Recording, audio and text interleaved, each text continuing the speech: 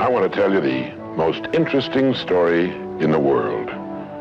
Why a person becomes the person he becomes. Why a little boy or a little girl grows up to be the kind of person he or she becomes. Now, the estimates by the experts in this field are that most of us are using somewhere around 5% of our real potential. Some experts say as little as 1%. It means that we're only giving about 5% of ourselves to what we're doing, to our days, our work, our families, everyone we know, our entire environment. But it also means that we're only experiencing 5% of the fun, 5% of the joy, 5% of the rewards we could be knowing, or less. All the experts are agreed that in each of us, there are deep reservoirs of ability, even genius, that we habitually fail to use. Why? We know that most people desire by nature to succeed. But what is success? What is this word that has become so famous in the world? What does it mean? Most people don't know what success is all about. And since they don't know what it's about, they really don't know where to look for it. Success is really nothing more than the progressive realization of a worthy ideal. This means that any person who knows what he's doing and where he's going is a success. Any person with a goal toward which he's working is a successful person. This means that the boy in high school who's working toward a diploma, or the boy in college toward a degree, is just as successful as any human being on earth, because he knows what he's doing, why he's getting up in the morning, and where he's going. But conversely, if a person doesn't know what he's working toward, what it is he wants, doesn't have a goal toward which he's working, then he must, at least by this definition, be called unsuccessful. Why isn't then, with this simple definition, why isn't everyone successful? Should be easy. Yet surveys indicate that 19 out of 20, 95% at least, are not. In fact, a survey one time asked thousands of working men why they got up in the morning and went to work, and 19 out of 20 didn't know. 19 out of 20 working people didn't have the foggiest notion of why they got up in the morning and went to work. Under closer questioning, they said, well, everybody works. Well, that would be a good reason to quit. In fact, here's a little rule of thumb you might want to remember. Whatever the great majority is doing under any given circumstance, if you do exactly the opposite, you'll probably never make another mistake as long as you live. Just something to keep in the back of your mind. The problem with most people is that they're playing the world's most unrewarding game. And the name of the game is follow the follower. There's a story about a small town in which there was a jewelry store, and like all jewelry stores, or most jewelry stores at least, he had a big clock in his window. And every morning for years he'd noticed a working man stop, adjust his pocket watch to the same time as the clock in the window. He'd been doing this for many years, and one morning the jeweler was out in front sweeping a sidewalk, and so he asked the man, he said, tell me, why do you adjust your watch to my big clock every morning? I've noticed you doing that for years.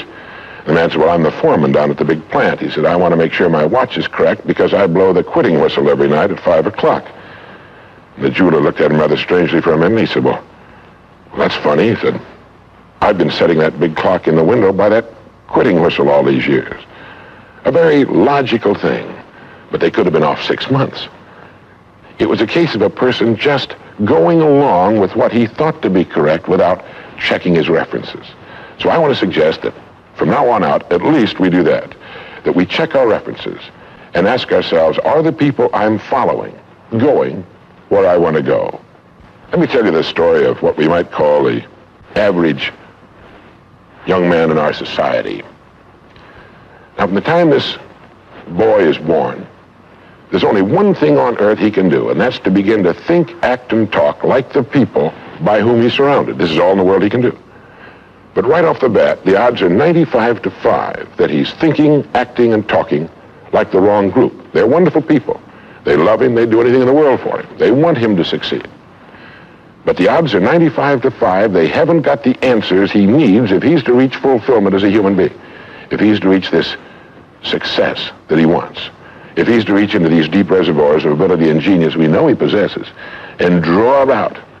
Well, he starts in school. The most important thing to a little boy in school is to be liked by the other little boys in school. And so at this tender age, he begins to follow other little boys his same age who don't know any more than he knows and who do not necessarily have any capacity for leadership. And he does this in the first grade, and the second, and the third, and the fourth, and the fifth, and the sixth, and the seventh, and the eighth, and year after year after year, he forms himself into a composite average of other little boys his age, trying to be like them, trying to do the only thing in the world that's impossible for a human being to do, which is to be like somebody else. Now, let's say he goes all the way through school, usually goes in the military service. Again, he's caught in a vice-like grip of conformity. Now, let's say he's 25 years old, out of school, out of service. What's he going to do? As a rule, he'll go back to his hometown, unless he's married, in which case he'll go to his wife's hometown. But let's say he goes back to his own hometown. He's single. He doesn't know quite what to do. He's standing on a corner one morning, and a friend that he knew in school comes up and says, "Hi there, Charlie, what are you doing?" He says, "Nothing."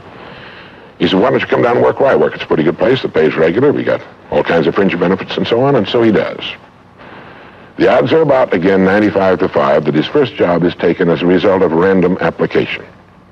On the job, without thinking about it, the most natural thing in the world for him to do is to look around, see how the other guys are doing their job, and to begin doing his the same way, assuming that what is normal for them is normal for him. No reason for this. He doesn't think about it. He just does it. Now, he has stretching in front of him 50 years or more in the golden age that man has been dreaming of since the days of ancient Greece. What's he going to do with these 50 golden years? Well, let's take a close look at him. We know that he works 40 hours a week, as a rule. 40 hours a week, which leaves him 72 hours a week when he's neither working nor sleeping. 72 free, discretionary hours each week to do with as he pleases. Now, at this point, of course, he's married. He has his little house and his little car. And this is about what he does with his free 72 hours every week.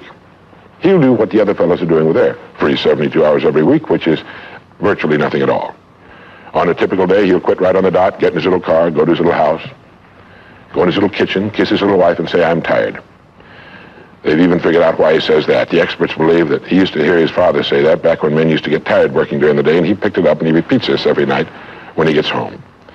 He bolts his little meal and then heads for the living room where he turns on his escape box. Click. Takes 15 or 20 seconds for the screen to light up, a period of time he finds interminable, but he gets through it somehow. Maybe kicks the dog, a thumb through a magazine or something. But then the screen lights up, and he does too a little bit, and there in front of him, he sees people in all kinds of funny old-time costumes, all killing each other at a great rate. One expert has agreed that the average family can see more death and bloodshed and carnage on his television set in a week than Crassus saw when he crucified 6,000 prisoners on the southern road to Rome. But you know how those experts are. He could certainly be off one or two.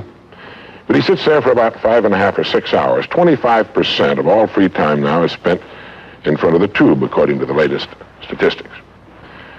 Now, there's nothing wrong with this particularly, except that he's watching other people who are earning excellent incomes in the pursuit of their careers, while he doesn't make a nickel. And gets the only two things you can get from watching TV on that kind of a schedule. He gets red eyes and a hollow head. Now, this is not meant to be an indictment of television. I've got a couple of television sets at home, too. I have a couple of cars at home, too, but I don't go home at night and drive around the block for 6 hours. If there's someplace I want to go, fine. My car will take me there. If there's a great program, like a golf match or something like that, I want to see it. But he sits there for 6.5 hours until finally his wife, who's a little more practical than he is, taps him on the shoulder and she says, "Charlie, I think it's about time you went to bed. You've got to get up in the morning, go to work." He's okay, and he shuts it off. He knows how to do that. He just shuts it off and goes to bed.